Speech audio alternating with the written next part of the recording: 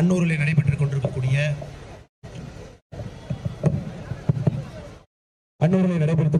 அந்த அற்புதமான ICS sports academy அதனுடைய திறப்பு விழா நிகழ்வு. அதே நேரத்தில் இந்த அற்புதமான இடத்துல நடந்த கிரிக்கெட் போட்டிக்கான கோப்பை கொடுக்கக்கூடிய விழா.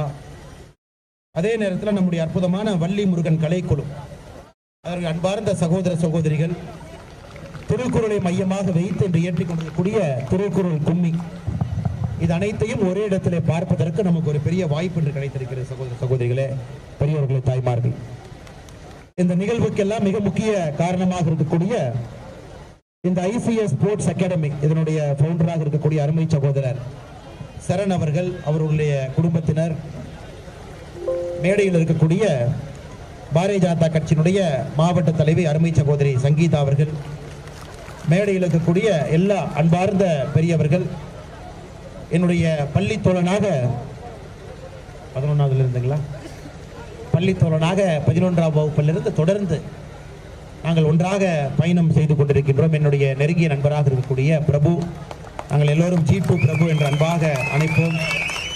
இந்த நிகழ்வு இருக்கக்கூடிய ICS ஸ்போர்ட்ஸ் அகாடமியினுடைய வாலண்டியர்ஸ், நம்முடைய அன்பு சகோதர சகோதரிகள் எல்லோருக்கும் இந்த நேரத்தில் என்னுடைய பணிவார்ந்த மாலை வணக்கத்தை தெரிவித்துக் கொள்கின்றேன்.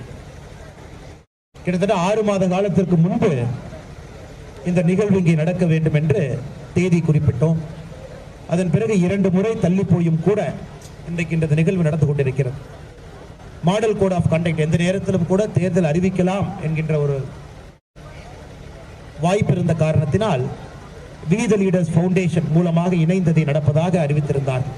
அதனால் அதற்கும் நன்றி தெரிவித்து நம்முடைய வி தி லீடர்ஸ் ஃபவுண்டேஷனிலிருந்து வந்திருக்கக்கூடிய தன்னார்வ குழு நண்பர்களுக்கும் இந்த நேரத்தில் என்னுடைய வாழ்த்துக்களை தெரிவித்துக் கொள்கின்றேன். சகோதர சகோதரிகளே, எனக்கு பெரிய சந்தோஷம் என்னன்னாங்க, ஒரு 8 மாதத்திற்கு முன்பு அமெரிக்கா சென்றிருந்த பொழுது ஒரு ஆச்சரியமான விஷயத்தை பார்த்தேங்க. அந்த ஊருக்குனுடைய ஒதுக்குப்புறத்தில் இது போன்ற ஒரு பெரிய ஸ்போர்ட்ஸ் ஸ்டேடியம் இருக்கு.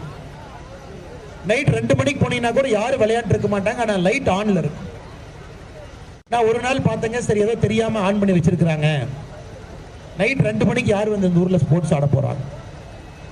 அடுத்த நாள் இதே போல ஒரு சின்ன நகருக்கு சென்றிருந்தேன், அங்கேயும் இதே போல ஒரு ஸ்போர்ட்ஸ் ஸ்டேடியம், நைட்டு 11 மணிக்கு யாருமே இல்லை, லைட் ஆன்ல இருந்துச்சு.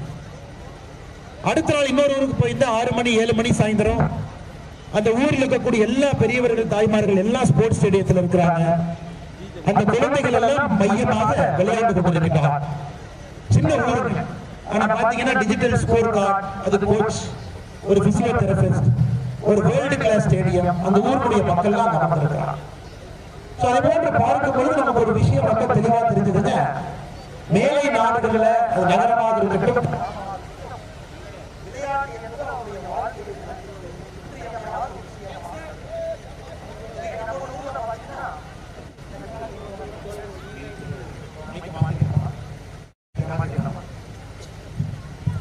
இன்னைக்கு நம்முடைய ஊர்ல பாத்தீங்கன்னா விளையாட்டு போட்டி கிட்டத்தட்ட 50 ஆண்டு காலமாக ஒரு குழந்தைகளுக்கு விளையாட்டு என்பது ஒரு பேக் சீட், ஃப்ரண்ட் சீட் கிடையாது. படிப்பு முக்கியம், நல்ல வேலை முக்கியம், மாசம் சம்பளம் வாங்கணும்.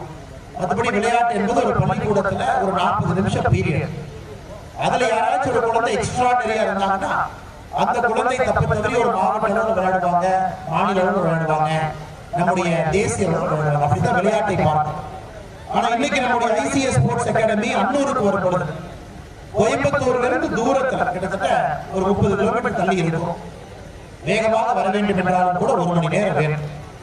இங்க ஒரு நல்ல ஒரு உலகத்தரம் வாய்ந்த ஒரு ஸ்போர்ட்ஸ் இன்ஃப்ராஸ்ட்ரக்சர் உள்கட்டமைப்பை உருவாக்கி, அது கிரிக்கெட்டா இருக்கலாம், ஃபுட்பாலா இருக்கலாம், வாலிபாலா இருக்கலாம், இது போன்ற எல்லா ஒரு பயிற்சியும் கூட நம்முடைய அன்னூர் கொண்டு வந்திருக்கிறாங்க. அது குறிப்பாக சரண் அவர்களை, பிரபு அவர்களை, மேடையில் இருக்கக்கூடிய எல்லா நண்பர்கள் இந்த நேரத்தில் நான் பாராட்டி ஆகிறேன்.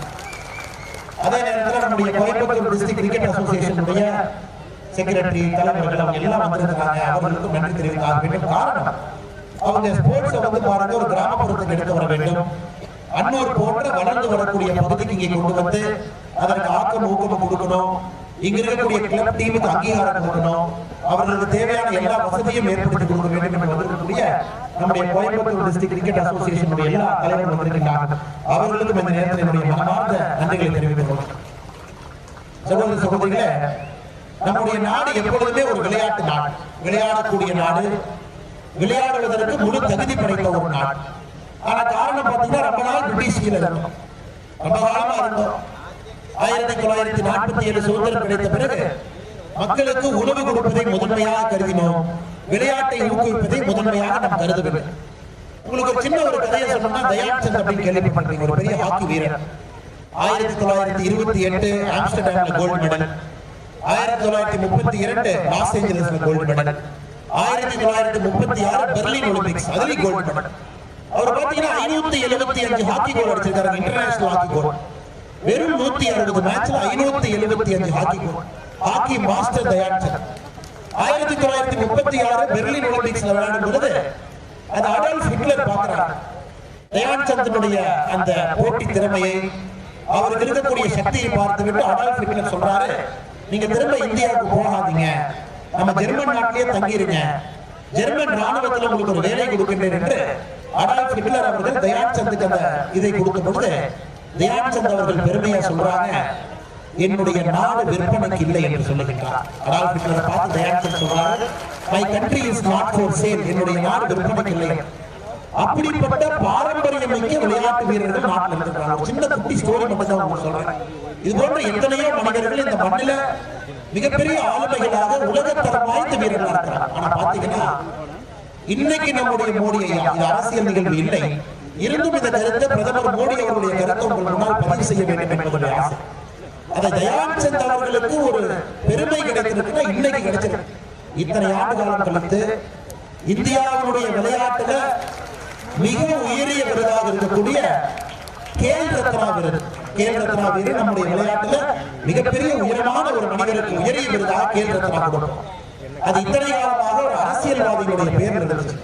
அது இப்பதான் மாத்தி தயான் சந்த் கேல் ரத்னா விருது என்று மாற்றப்பட்டு இப்ப அந்த விருதுக்கான மரியாதை கிடைத்திருக்கிறது. அவர் சொந்த ஊர் பார்த்தீங்கன்னா பிரயாக்ராஜ், உத்தரப்பிரதேசத்தில் பிறந்தவர். மீரட்ல அவருடைய பேர்ல 700 கோடி ரூபாய் செலவுல ஒரு மிகப்பெரிய விளையாட்டு அரங்கம் உருவாக்கப்பட்டு கொண்டிருக்கிறது. ஒரு சின்ன ஒரு மனிதரை பற்றி ஒரு குட்டியான ஒரு கதை. 16 வயதில் ஆர்மியில சேர்ந்தாங்க, ரிட்டையர் ஆகும் போது மேஜரா ரிட்டையர். இது போன்ற கிராமத்துல எத்தனையோ தயான் சந்த் இருக்கிறார், எத்தனையோ பிடி உஷா இருக்கிறார், எத்தனையோ மில்கா சிங் இருக்கிறார். மிகப்பெரிய ஆளுமைகள் கிராமத்தில் ஒளிந்திருக்கின்றார். ஆனா அவர்களுக்கு வாய்ப்பு இத்தனை காலமாக மறுக்கப்பட்டு கொண்டிருக்கிறது. ஐசிஎஸ் ஸ்போர்ட்ஸ் அகாடமி போன்ற ஒரு அற்புதமான மனிதர்கள் ஒருங்கிணைந்து கிராமப்புறத்துல நகரத்தில் இருக்கக்கூடிய எல்லா வசதிகளையும் ஒரு கிராமத்தில் இருக்கக்கூடிய குழந்தைகளுக்கு கொடுக்க ஆரம்பிக்கும் பொழுது அடுத்த கட்ட இந்தியாவுடைய ஆளுமைகள் நிச்சயமாக கிராமத்திலிருந்து உருவாகுது என்பதை முழுமையாக நான் நம்புகிறேன். இன்னைக்கு மோடி இதோட நிக்கலீங்க. இன்னைக்கு கேலோ இந்தியா, விளையாடு இந்தியா அப்படிங்கிற ஒரு அற்புதமான திட்டத்தை ஆரம்பிச்சிருக்கிறார். என்னுடைய பெரிய வருத்தம், இன்னும் இது கிராம அளவுல மிகப்பெரிய அளவில் அது வரவில்லை என்பது எனக்கு ஒரு பெரிய வருத்தம் இருக்கிறது. 20,000 குழந்தைகள் ஒரு ஆண்டுக்கு நீங்க யோசிச்சு பாருங்க, 20,000 குழந்தைகள் கேலோ இந்தியா விளையாட்டுல பங்கேற்கிறார். அதுல சிறந்த 3,000 குழந்தைகளை கேலோ இந்தியா அத்லீட் அப்படிங்கிறவங்களுக்கு ஒரு அங்கீகாரம் கிடைக்குது, KIA.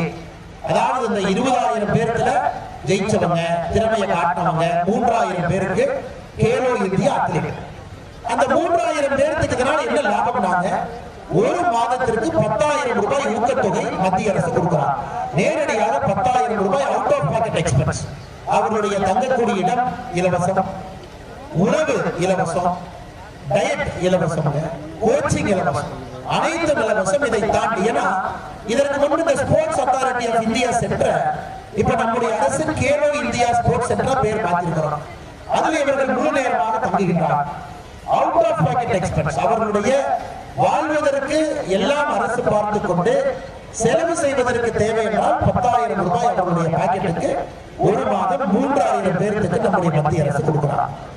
இந்த 3,000 பேருக்கு இந்திய அளவில் வேறு வேறு போட்டியில் விளையாண்டு கிரிக்கெட் வீரர்கள் வந்தாங்க, அந்த மாதிரி பெரிய பெரிய வீரர்கள் அந்த போட்டியில தலைமை நாயகர்களாக யார் இருக்கிறாங்க, ஒலிம்பிக் போடுவதற்கு தகுதி இருக்கு, கோல்டு மெடல் வாங்குறாங்க, அவர்களை கண்டெடுத்து அவர்களை ஊக்குவிப்பதற்காக வருடத்திற்கு 5 லட்சம் ரூபாய் 8 ஆண்டுகளுக்கு மத்திய அரசு கொடுக்கிறாங்க. 40 லட்சம் ரூபாய்.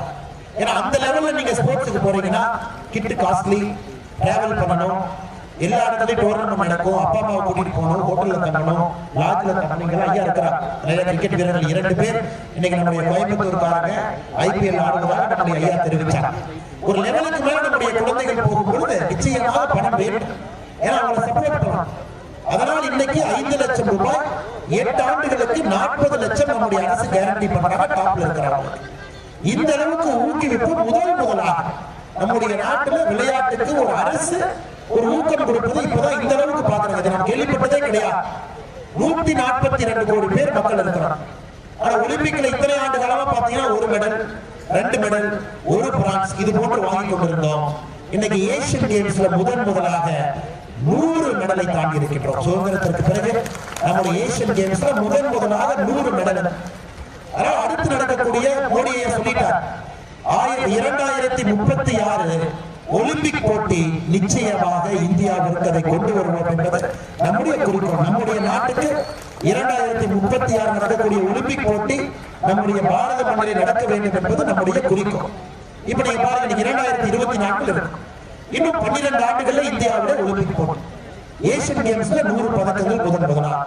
எதற்காக இதையெல்லாம் நான் சொல்லுகின்றேன் என்றால் சகோதர சகோதரிகளே, 2036 ஒலிம்பிக் போட்டி இந்தியாவில் நடக்கும் பொழுது நம்முடைய நாடு ஒரு விளையாடுகின்ற நாடாக மாறி இருக்க வேண்டும் என்பது நம்முடைய குறிக்கோள்.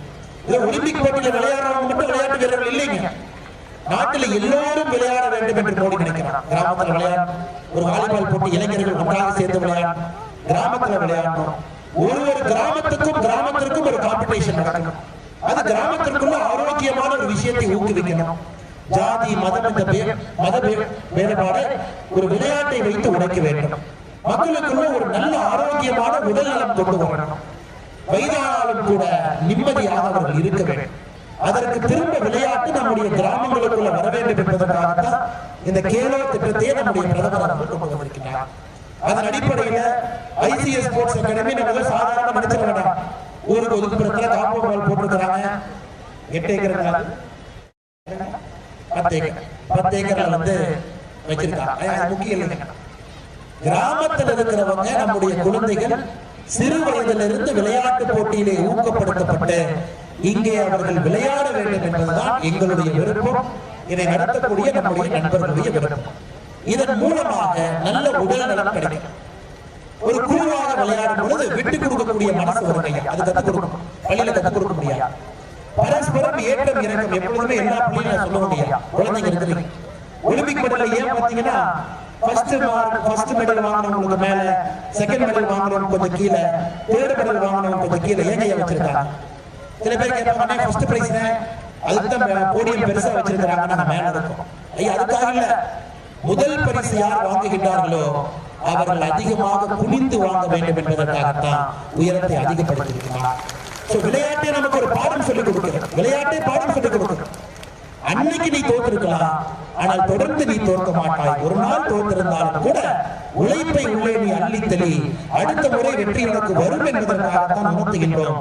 இன்று நீ வெற்றி பெற்றிருந்தாலும் கூட தலையை குனிந்து இந்த பதக்கத்தை நீ வாங்க வேண்டும் என்பதற்காக அந்த போடியம் சொல்லவில்லை. இதெல்லாம் விளையாட்டின் மூலமாக கிடைக்கக்கூடிய விலை மதிப்பில்லாத பாடம். ஒரு பள்ளிக்கூடத்தில் ஒரு புத்தகத்தை வைத்து சொல்லிக் கொடுக்க முடியாது. இது போன்ற பாடங்கள் ஒரு விளையாட்டு மைதானத்தில் மட்டும்தான் கிடைக்கும்.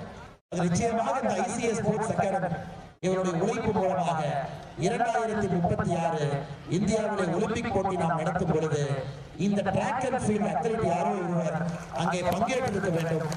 அது ஒரு பெரிய குறிக்கோளாக வைத்து நீங்கள் உழைக்க வேண்டும் என்கின்ற அன்பான வேண்டுகோளை வைத்து நம்முடைய வள்ளிமுருகன் கலைக்குழு கொங்கு பகுதியில பாத்தீங்கன்னா நம்முடைய வள்ளிக்கும் குறிப்பாக எல்லா இளைய தலைமுறையை பெரிய அளவில் இணைத்திருக்கிறார். காசி தமிழ் சங்கமத்துல நம்முடைய கொங்கு பகுதியை சார்ந்தவர்கள் கேட்டிருந்தாங்கன்னா, காசி தமிழ் சங்கமத்துல நம்முடைய பிரதமர் அவர்கள் நடத்தக்கூடிய இந்த நிகழ்வுல நம்முடைய வள்ளிக்கும்மி இருக்க வேண்டும். அவர்களுக்காக ஒரு சிறப்பு அனுமதி பிரதமர் அலுவலகத்தில் பெற்று, நீ நம்ப மாட்டீங்க, வாரணாசியினுடைய காசி விஸ்வநாதர் ஆலயத்துக்குள்ள வள்ளிக்கும்மி நடைபெற்றது. அந்த அளவுக்கு நம்முடைய கொங்கு கலாச்சாரத்தை இந்தியா முழுவதும் எடுத்துச் செல்ல வேண்டும் என்பதற்காக காசி விஸ்வநாதர் கோவில் ஆலய வளாகத்திற்குள்ள வள்ளிக்கும்மி. அதன் பிறகு சமீபத்தில் அயோத்தியாவுக்கு இங்கிருந்து ட்ரெயின்லாம் போகுது. அதுல இங்கிருந்து சென்ற ஒரு குழு அங்க கேட்டாங்க, அயோத்தியாவில் நாங்க வள்ளிக்கும்மி ஆட வேண்டும். அயோத்தியாவுடைய மைய பகுதியில சில நாட்களுக்கு முன்பு நீங்க வைரல் வீடியோ எல்லாம் பார்த்திருப்பீங்க. பக்கத்துல இந்த நம்முடைய கலைக்குழு ஒரு டீம் வள்ளிக்கும்மி குழு அங்க இன்னைக்கு இந்தியா முழுவதுமே எல்லோரும் கேட்கிறாங்க, என்னது ஒரே மாதிரி ட்ரெஸ் போட்டுருக்காங்க, ஒரு சின்ன குழந்தையிலிருந்து பெரியவங்க வரைக்கும் இருக்கிறாங்க. எல்லோரும் பாத்தீங்கன்னா மிக மிக நாகரிகமாக இந்த விளையாட்டு இருக்கு. ஒரு பெரிய செய்தியை சொல்றாங்க, ஏதோ வந்தாங்க விளையாட்டாங்க இல்ல, அதுவும் 2 மணி நேரம் 3 மணி நேரம் சளைக்காம இருக்கிறாங்க. எவ்வளவு ஃபிட்னஸ் வேணும், ஏகப்பட்ட கேள்விகள் நம்ம கேட்க ஆரம்பிக்கிறோம். இன்னைக்கு நம்முடைய வள்ளிக்கும்மி கொங்குடைய பாரம்பரியமான கலை கொங்கு பகுதியை உலகத்துல ஒரு மைய புள்ளியாக அந்த வள்ளிக்கும்மி மூலமாக நீங்கள் போட ஆரம்பித்திருக்கீங்க. இதனுடைய ஆச்சரியம் என்னன்னா, மேலை நாடுகள்ல இதே விஷயத்த கிளாப்பிங் தெரப்பிங்கிறாங்க. கை காலில் வச்சு கை தட்டினா கிளாப்பிங் தெரப்பி. நீங்க 2 மணி நேரம் இந்த வள்ளிக்கும்மியை பாருங்க, எவ்வளவு கிளாப் பண்ணாங்க. குறிப்பா உங்களுடைய நர்வ் ஜாயின்ட்ஸ், எல்லா நர்வ் ஜாயின்ட்ஸும் இந்த கையினுடைய பகுதி காலினுடைய பகுதியில் வந்து முடியும். அந்த எல்லா நர்வ் ஜாயின்ட்ஸும் நீங்க ஆக்டிவேட் பண்றீங்க. அப்ப இந்த வள்ளிக்கும்மி சொல்லுகின்றார்கள், யார் சிறப்பாக தினமும் 2 மணி நேரம் ஒரு வள்ளிக்கும்மிக்கு நேரம் கொடுக்கின்றார்களோ அவர்களுக்கு 40 வகையான நோய் வருவதற்கு சாத்தியமே இல்லை என்று ஆய்வு சொல்லுகின்றார். அப்படிப்பட்ட அற்புதமான உடல் நலம் இந்த வள்ளிக்கும்மியில யாரெல்லாம் தினமும் தன்னை ஈடுபடுத்திக் கொள்கின்றார்களோ அவர்களுக்கு கிடைக்கும். அதை தாண்டி பாருங்க, சின்ன குழந்தை முதல் ரோல் இருப்பாங்க. சின்ன குழந்தை 6 வயசு 5 வயசு 7 வயசு 4 வயசு குழந்தைகள் அப்ப வந்து ஃப்ரண்ட் ரோல் இருக்கா. அந்த குழந்தைக்கு சின்ன வயசுல பாடி சிங்க்ரனைசேஷன், நம்முடைய உடம்பு லெஃப்ட் திரும்புங்க, ரைட் திரும்புங்க, கிளாப் பண்ணுங்க, கை கால் நிறுத்துங்க.